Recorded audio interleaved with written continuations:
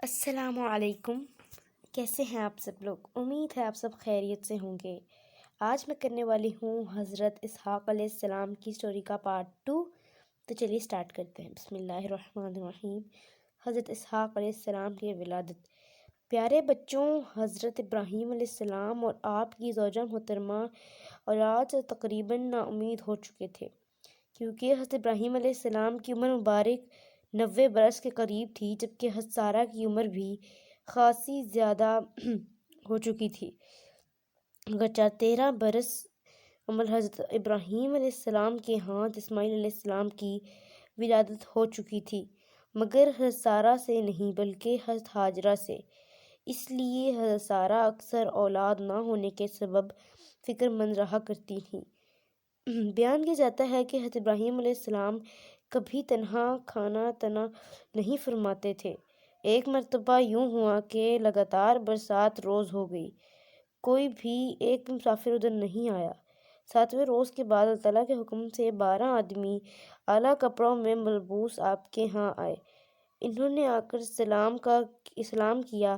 آپ علیہ السلام نے جواب دیا کہ یہ مسافر لوگ ہیں۔ آپ علیہ السلام نے ان سب کو اپنے گھر میں بٹھایا اور اپنی زوجہ محترمہ سے فرمایا کہ اے سارہ، 7 روز کے بعد ہمارے ہاں معزز و مکرم مہمان آئے ہیں، جو چیز تمہیں زیادہ عزیز ہے وہ لے آؤ۔ انہوں نے عرض کیا کہ میں تو اپنے اس بچڑے سے زیادہ عزیز کسی چیز کو نہیں رکھتی، میں نے اسے بڑے پیار سے پالا ہے۔ چنانچہ وہی بچڑا بھون کر مہمانوں کے آگے رکھ دیا۔ حضرت ابراہیم علیہ السلام سر جھکا کر کھانے لگے کہ آپ علیہ السلام نے تو 7 روز سے کچھ بھی نہیں کھایا تھا۔ سارہ نے پردے کی اور سے جو دیکھا تو وہ حیران رہ گئی کہ یہ مہمان تو کچھ کھاتے ہی نہیں۔ انہوں نے ابراہیم علیہ السلام سے کہا کہ آپ علیہ السلام تو کھا رہے ہیں، مگر آپ علیہ السلام کے مہمان تو کچھ بھی نہیں کھا رہے۔ اس کے بعد آپ علیہ السلام نے مہمانوں سے پوچھا کہ اے میرے معزز مہمانوں، کیوں نہیں کھاتے ہو؟ انہوں نے کہا کہ ہم لوگ تو بغیر قیمت کے کھانا نہیں کھاتے۔ حضرت ابراہیم علیہ السلام نے فرمایا اچھا تو پھر آپ اس کی قیمت ادا کر دیجئے۔ انہوں نے قیمت دریافت کی تو آپ علیہ السلام نے فرمایا کہ اس کی قیمت تو یہ ہے کہ آپ لوگ تمام کے تمام بسم اللہ الرحمن الرحیم کہہ کر کھانا شروع کر دیں، اس کی قیمت ادا ہو جائے گی، اور جب کھانے سے فارغ ہو جائیں گے تو پھر الحمدللہ کہہ دیں، یہی اس کی قیمت ہوگی۔ اس کے بعد فرشتوں نے آپ کو بتایا کہ ہمیں اللہ رب العالمین نے آپ علیہ السلام کے پاس بھیجا ہے، کیونکہ آپ کسی مسافر کے بغیر کھانا تناول نہیں فرماتے تھے، اور آج 7واں روز تھا کہ آپ علیہ السلام نے کھانا نہیں کھایا تھا۔ چنانچہ ہم ملائکہ مسافروں کے بھیس میں آپ کی خدمت میں حاضر ہو گئے۔ سارہ کی بخودی۔ پیارے بچوں، اللہ کریم نے قرآن کریم کی سورۃ ہجر میں فرمایا کہ ترجمہ: اے حبیب، کیا پہنچی ہے خبر آپ کو ابراہیم کے معزز مہمانوں کی؟ جب وہ آپ کے پاس آئے تو انہوں نے سلام عرض کیا۔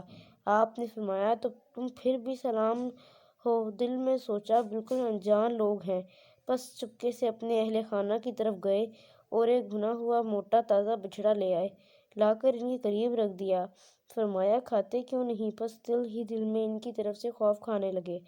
وہ بولے ڈریے نہیں، اور انہوں نے آپ کو بشارت دی کہ ایک صاحب علم بیٹے کی۔ پس آئی آپ علیہ السلام کی زوجہ چلاتی ہوئی حیرت زدہ ہو کر اپنے چہرے پر تمانچے مارتے ہوئے بولی، بوڑھی ہوں، بانجھ ہوں، کیا میرا بچہ ہوگا؟ انہوں نے کہا ایسا اللہ تعالیٰ نے فرمایا ہے، بس بے شک وہی بڑا دانا اور سب کچھ جاننے والا ہے۔ فرشتوں کی اس خوشخبری کو سن کر نہ صرف یہ کہ حضرت سارہ حیران رہ گئیں بلکہ حضرت ابراہیم علیہ السلام بھی حیران رہ گئے، کیونکہ آپ علیہ السلام کو بھی اس بات کی امید نہ تھی، کیونکہ آپ بھی عمر رسیدہ ہو چکے تھے۔ مگر جب فرشتوں نے کہا کہ اللہ کریم کا حکم ہے تو آپ علیہ السلام چونکہ نبی تھے اور لہٰذا آپ خاموش ہو گئے اور آپ کی حیرانی بالکل ختم ہو گئی۔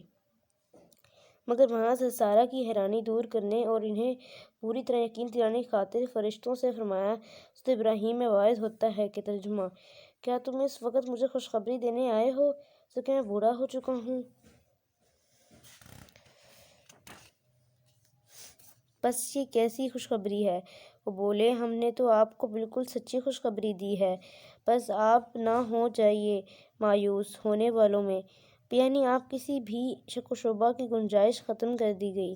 جس طرح فرشتوں نے حضرت سارہ کو تسلی دی اور یقین دلایا کہ اسی طرح فرشتوں نے حضرت ابراہیم علیہ السلام کو بھی مکمل طور پر یقین دلایا کہ ان کے ہاں ایک صاحب علم بیٹا پیدا ہوگا۔